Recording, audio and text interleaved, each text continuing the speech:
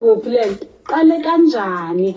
sifike kanjani la sesekhona wena ufisa ukuba ingxenye yehlelo lesilo namhlanje kulula nje uzofonela inamba 035 789888855 noma uthi Nokuthula @1k.co.za sibuyile futhi namhlanje nohlelo and angihambi ngedwa khona udokotela kuyena sokhuluma naye namhlanje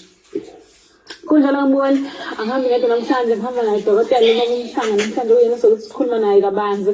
ngemandla basuka kulona uyibandla lamaJericho nangomsebenzi awenzayo dokotela sibingelela isikhomelo hlelweni ngiyabingelela nami ubabukeli bonke kuyintokozo ukuthi sibe nawe namhlanje asichazele ababukeli ukuthi ubaba ubani usuka kuphi nendawo ikakhulukazi ngasesayidi lasebandleni ubani ubaba okay ubaba uMhlaba ngisebandleni lamaJericho nginebandla engiliholayo nengililusayo endaweni yaseMlazi eThekwini naseHillcrest la ngihola khona kodwa siphethwe eSwaziland phansi kababa uFilakazi uyena ongqongqoshe wayo yonke uyazi ukuthi wangilekelela ke baba ngoba uzokungisiza-ke namhlanje makukhulunywa ngebandla lamaJericho mina nginomlando omubani yes ngiyangizwa kuthiwa ebandleni lamaJericho kuyalunywana iqiniso mlelo kudala izayoni bezishaya zenza yonke into kodwa nala kwelakithi ibandla asiphiki ukuthi kwakukhona lokho kudala kodwa kwakunesizathu uma ukuthi ungena enkonzweni uphethe umuntu okuthakatha khona abantu abangena enkonzweni mhlawumbe uzodlisa umuntu uzomenza kabi noma uzombulala laba bakamoya ngoba nelibandla ibandla likamoya kakhulu lesiprofethi lesifo uyasefa kakhulu la ukuthi ukuze uqualify kuba umprofethi noma uyosebenza abantu ufuna uqala ukwazi ukutshela umuntu ukuthi uphume endleni ekhaya so bebeba nale tendency ukuthi bakwazi ukuthi uphethe umuntu inhloso yakho uzodlisa umuntu indlela bebesuka ngayo umoya bakubambe bebethu basebehlafuna abalume la kunalowo muthi khona babuye la ngomlomo bese umuntu athi balume yena kodwa lebebuya babuya naleyo plastic ayiphethe azoqaqaqeka noma ibhodlela babeluma kudala kodwa ke selimodernize ibandla nje baselinathi esibeka umthetho nesithe ukudlula ezikolweni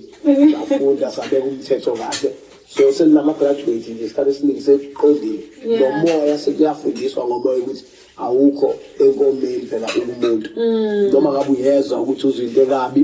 okungenani cela lo muntu kumele ayicele ukuthi ngeke sikwazi lento iphethe ilahlele ngaphandle isiphatha kabi yasihlukumeza ukuthi uthi abahlukumeza abantu abaphilisayo ngoba ibandla lokuphilisa ibandla elimele ukuthakatha alizwani nokuthakatha hayi ngiyakuzwa le dokotela ngiyabonga bese-ke ngaleko ukuthi sikhuluma nomfundisi wasebandleni ngiyazi ukuthi khona umsebenzi owenzayo sichazele futhi ukuthi ubani ngokomsebenzi okay ngudokotela wesintu uDr.Mhlaba ngiqale ngaba unjiniyela nje ngifunde technical mangosuthu lapha umjiniyela la base ngiphinde ngithatha i-medical technology ngafunda nje ubudokotela besilungu kuhlanganiswa kwamakhambi ekuthe mangidlula-ke base ngibanjwa kakhulu ilokhu kwesintu ngenxa yokuthi ubaba bevele kulesimo sokusebenza ngabantu elapha eyinyanga uma wami ewumthandazeli uthandazela abantu echabe kunezinto ezimbili abayithandazelwayo abantu abafundethwa bethwelwe bequlekile uma ngala uyathandazela uphuzisa amanzi mase beluleme bahloniswa ngale kubaba endumbeni uyobatshopha uyabashunisela bayelashwa bayaqiniswa so bebesebenza bebambisene ekhaya lithi wawungathi semall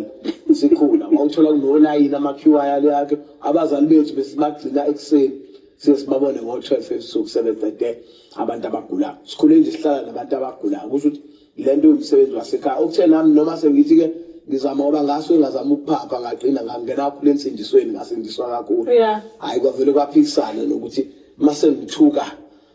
umsebenzi esizalwe ngawo nento esiphile ngayo kwavele kwafuna ukungikhombisa ukuthi kahle kahle ithongo lixhumene direct nomdala umdala kanayo umuntu osindisiwe nongasindisiwe umdala usebenza ngesiphiwo ukuthi kuphele isiphiwo sabo lesahlonga ngamandla kwacaca ukuthi nokufunda akasakwazi ukuqhubeka nalo wami engufundela umsebenzi sekufuna ngifeze lo ukuphilisa abantu namanje ukuphilisa abantu ngilapha into elahlekile ngicatha nje kusukela 94 August 29 ngiqala ukuhlala phansi ngiphume emsebenzini 29 August 1994 ngicatha kulo nyaka nje impela ngoba ngihlanganisa iminyaka ela ngo 29 nje sengelapha abantu ngisiza abantu. Imnandi mawumuntu obekade vele eyizamela ngokwempilo uphuma emsebenzini besebenza umsebenzi ngoba manje sesihlushwa nabantu abaphushwa indlala nesimo sokuthi bayahlupheka bese beqala kuyimase besebenza imbiza begcina sebedlala ngabantu